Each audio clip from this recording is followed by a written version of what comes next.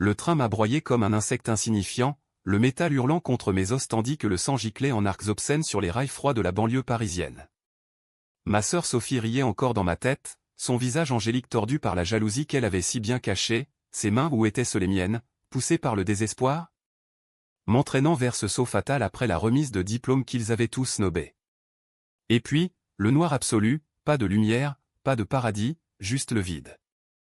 Jusqu'à ce que je me réveille en sursaut dans mon lit d'adolescente, le soleil filtrant à travers les rideaux de notre appartement haussmannien du 16e arrondissement, le 15 juin 2023, exactement 24 heures avant que tout ne recommence.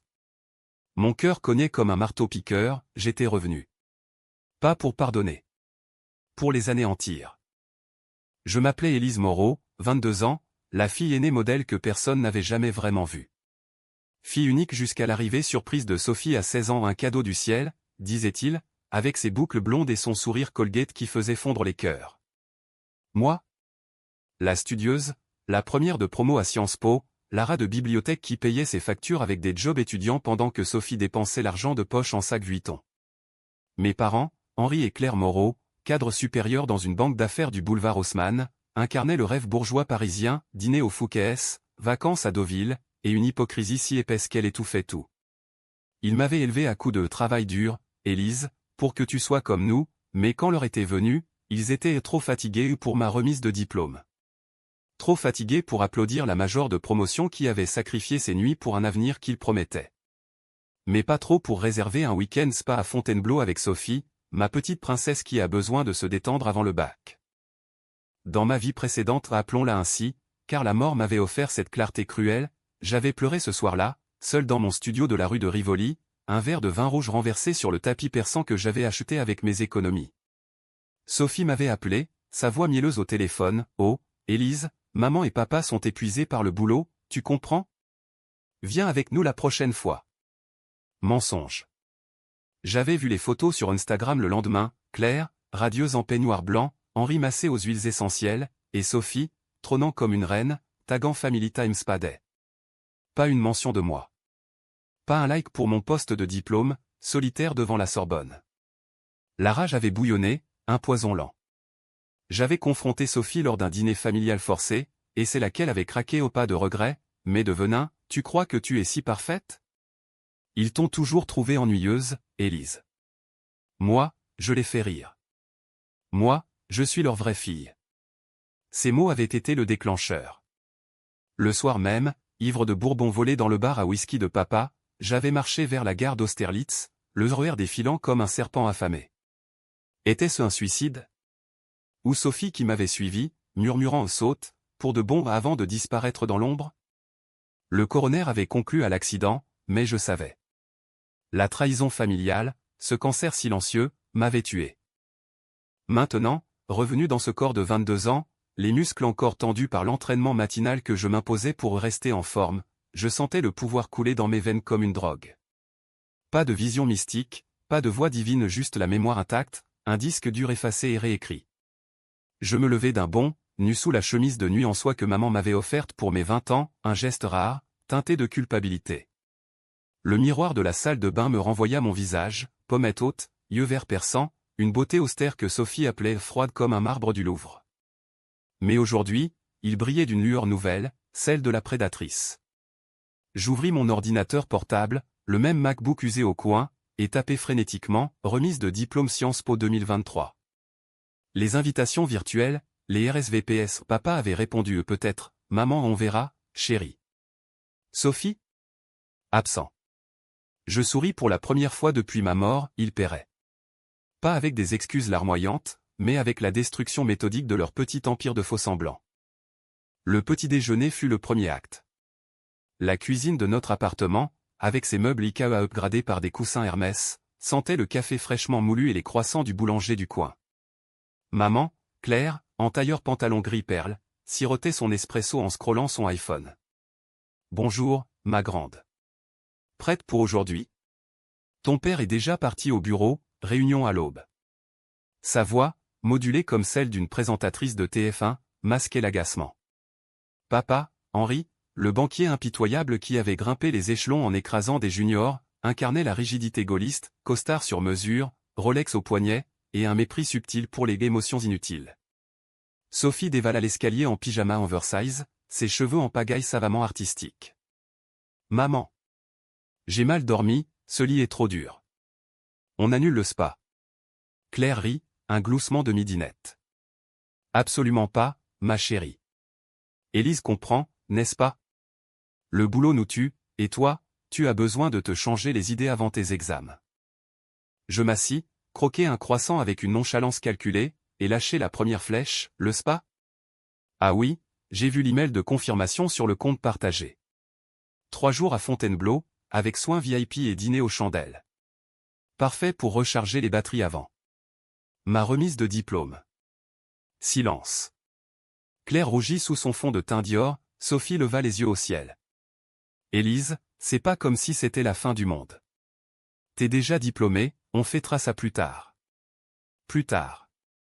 Ce mot qui avait scellé mon sort précédent. Je souris, un sourire de Mona Lisa empoisonné. Bien sûr. Mais imaginez si je postais ça sur LinkedIn? Major de promo, parent en Thalasso. Priorité familiale au point. Henri n'était pas là, mais j'imaginais sa fureur, sa réputation de pilier familial était son armure chez BNP Paribas. Sophie ricana, t'es jalouse? Pathétique. Je la fixai, et pour la première fois, je vis la fêlure, une lueur de peur dans ses yeux bleus. Bonne fille. La guerre venait de commencer. La matinée s'étira en préparatifs fins. Je m'habillai pour la cérémonie, robe noire cintrée, escarpin Louboutin que j'avais économisé pendant des mois, un collier de perles hérité de grand-mère, le seul bijou familial qui ne pue pas l'hypocrisie. En sortant, je glissai dans la poche de maman un billet discret, réservation confirmée pour 14 heures. Amusez-vous bien sans moi. Pas de confrontation directe, la vengeance est un art subtil, comme un bon Bordeaux qui vous empoisonne goutte à goutte. Sur le métro ligne 1, direction la Sorbonne, je repensais à la biographie de ma mort. Après le diplôme, j'avais sombré. Un stage refusé parce que pas assez charismatique, un petit ami largué pour un trop sérieux, et la cerise, Sophie qui avait emprunté mon mémoire pour booster ses notes, le rendant public comme le sien sur un forum étudiant. Plagiat inversé, anonyme, mais suffisant pour que mon nom soit sali. J'avais confronté la famille, ils avaient choisi le déni, Sophie n'est pas comme ça. Le saut avait suivi, ou la poussée dans mes souvenirs flous, ses mains sur mon dos, un désolé, serait-elle murmuré. La cérémonie fut un triomphe solitaire. Sous le dôme Renaissance, au milieu des toges volantes et des discours empoulés du doyen, je reçus mon diplôme avec une grâce glaciale. Pas de parents dans la foule, mais j'en repérais d'autres, pères émus, mères en larmes. Mon téléphone vibra, un message de Sophie, photo jointe. Regarde comme c'est paradisiaque ici. Maman dit que tu vas adorer les photos. La piscine à débordement, les massages, leur bonheur volé à mon moment. Je répondis, profitez. J'ai une surprise pour ce soir. La graine était plantée. De retour à l'appartement vide, ils étaient partis directement pour Fontainebleau, je fouillai. Le coffre-fort de papa, code 2506, date d'anniversaire de Sophie, évidemment. Dedans, contrat, bijoux, et un dossier jauni. Adoption Sophie 2005. Mon cœur s'arrêta. Pas biologique? Un secret enterré, Claire stérile après moi, Henri cherchant une seconde chance via une agence. Sophie, l'intruse parfaite, choisie pour son charme, pas pour son sang. La trahison s'approfondissait, j'étais la vraie héritière, mais traitée comme une étrangère. Le twist de ma renaissance, utiliser cela pour les briser de l'intérieur. Le soir tomba comme un rideau de théâtre. Ils rentrèrent tard, bronzés et rieurs, sac de cadeaux pour Sophie. Élise. On a pensé à toi, un savon artisanal. Claire, penaude. Henri grogna, félicitations, fiston. On rattrapera. Sophie, encore en serviette, lança, t'as pas pleuré, au moins. Je servis le dîner en magret de canard, vin de Bordeaux, et au dessert, je lâchai la bombe. J'ai trouvé le dossier d'adoption. Sophie n'est pas notre sœur. Juste un achat chic pour combler vos regrets. Le silence fut assourdissant. Claire blêmit, Henri serra les poings. Sophie hurla, menteuse. C'est faux. Mais je lus dans ses yeux, elle savait. Adoptée à 5 ans, orpheline d'une famille modeste, elle avait grandi sur ce mensonge, sa jalousie envers moi ou la biologique la rongeant comme un acide. Et maintenant, demanda Henri, voix rauque. Je souris, maintenant, on joue à famille heureuse. Ou je contacte le Figaro. Scandale familial chez les Moreau, la princesse était une usurpatrice. La nuit s'acheva en cris, porte claquant. Ma première victoire, les fissures. Les jours suivants furent un balai de tension. Au bureau, j'utilisais mes connexions Sciences Po pour un stage chez une agence de com spécialisée en crise réputationnelle ou ironie du sort. J'appris l'art de la manipulation médiatique, des leaks anonymes sur les forums comme Reddit France ou les groupes LinkedIn. Sophie, paniquée, tenta de m'acheter, s'il te plaît, Élise, garde le secret. Je t'aiderai pour ton CV. Je feignis l'hésitation, puis refusai, trop tard. Tu m'as poussé, souviens-toi. Ses yeux s'écarquillèrent où elle se rappelait vaguement, un jeu qui avait mal tourné. Henri, sentant le vent tourner, m'offrit un cadeau, un poste junior à la banque. Pour la famille. Je acceptai, mais avec un plan, accéder aux emails, exposer ses magouilles internes. Une affaire de blanchiment mineur, qu'il balayait sous le tapis. Claire, hystérique, me supplia en thérapie familiale forcée, on t'aime, Élise. Sophie est compliquée. Compliqué. Le mot qui excusait tout. La haute tension monta avec le bac de Sophie. Elle comptait sur moi pour tricher aux copies mon ancien mémoire, comme avant, mais je sabotais, j'envoyais une alerte anonyme à l'académie, flaguant le plagiat. Le jour J, son examen fut annulé, suspicion de fraude.